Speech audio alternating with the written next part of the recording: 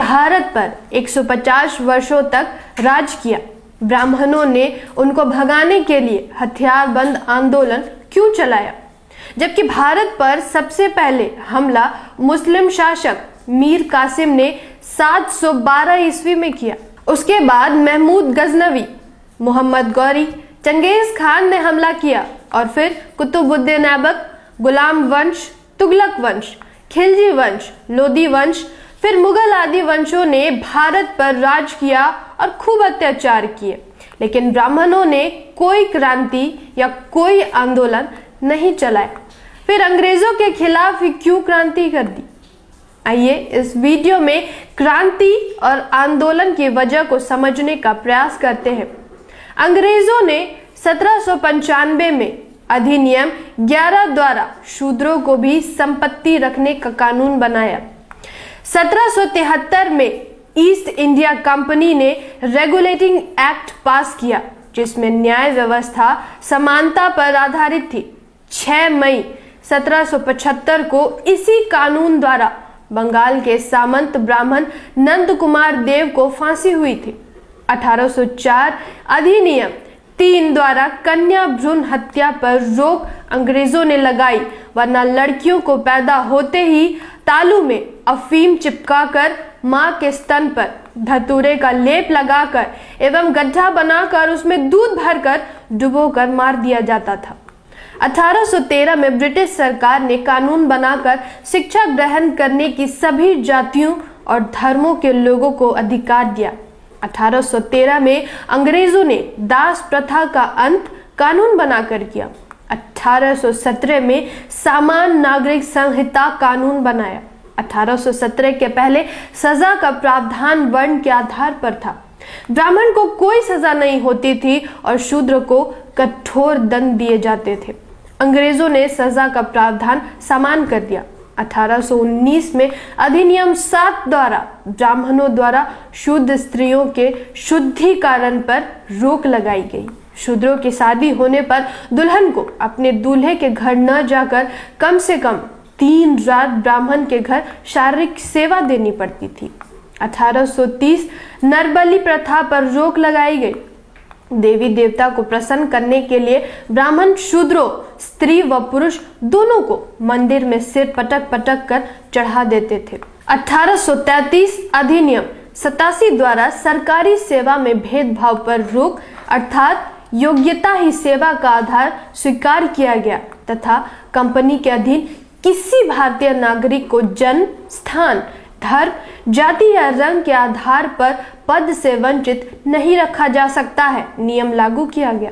1834 में पहला भारतीय विधि आयोग का गठन हुआ। कानून बनाने की व्यवस्था जाति, वर्ण, धर्म और क्षेत्र की भावना से ऊपर उठकर करना आयोग का प्रमुख उद्देश्य था। 1835 प्रथम पुत्र को गंगा दान पर रोक लगाए। 7 मार्च 1835 को लॉर्ड मैकाले ने शिक्षा नीति राज्य का विषय बनाया और उच्च शिक्षा को अंग्रेजी भाषा का माध्यम बनाया गया। 1835 को कानून बनाकर अंग्रेजों ने शूद्रों को कुर्सी पर बैठने का अधिकार दिया।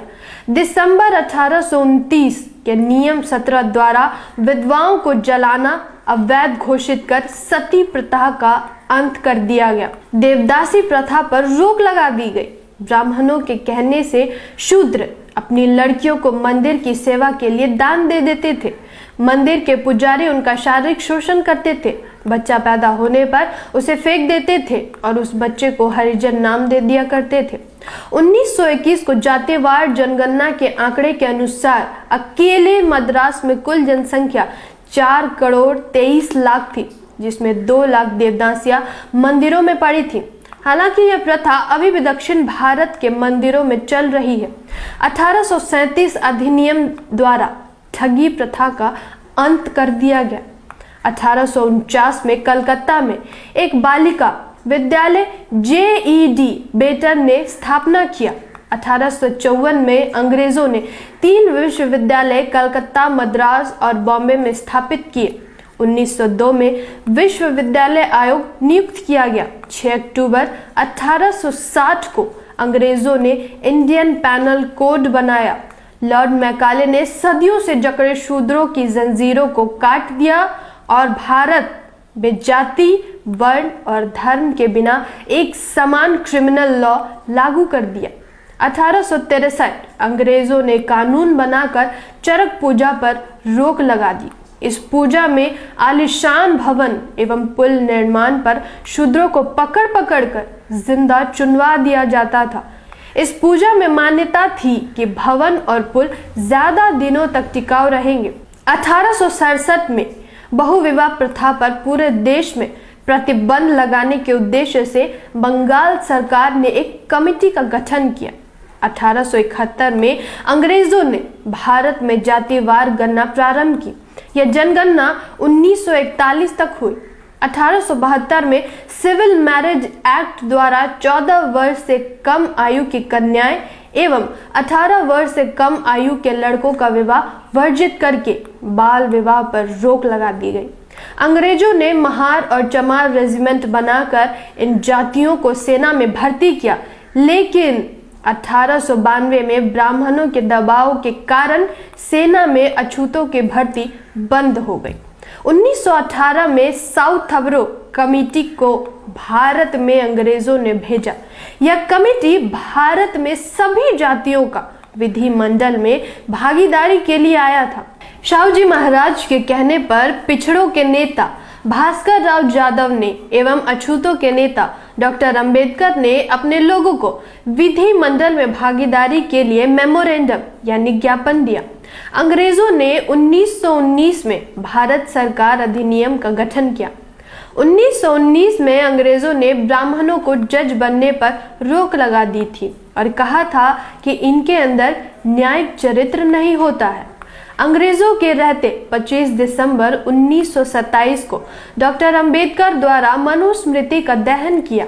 मनुस्मृति में शूद्रों और महिलाओं को गुलाम तथा भोग की वस्तु समझा जाता था।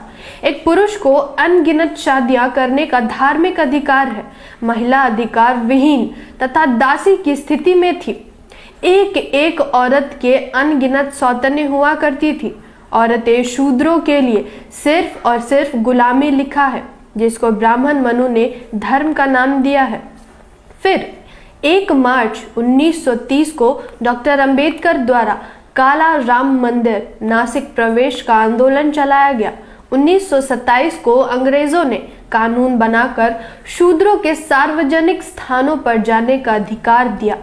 नवंबर 1927 में साइमन कमीशन की नियुक्ति की, जो 1928 में भारत के अछूत लोगों की स्थिति का सर्वे करके और उनको अतिरिक्त अधिकार देने के लिए आया।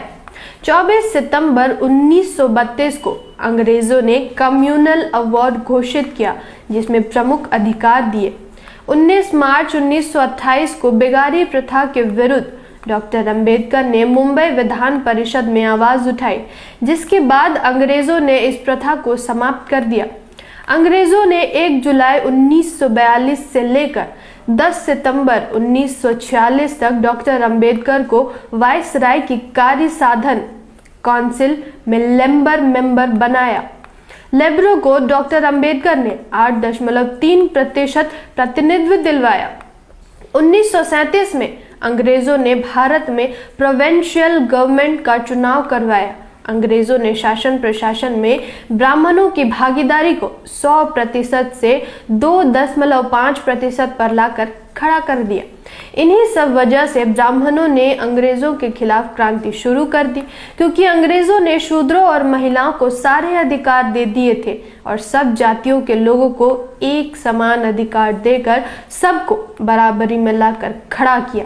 जानकारी ही हथियार है। इस वीडियो को अधिक से अधिक शेयर कीजिए। धन्यवाद। जय संविधान, जय भारत।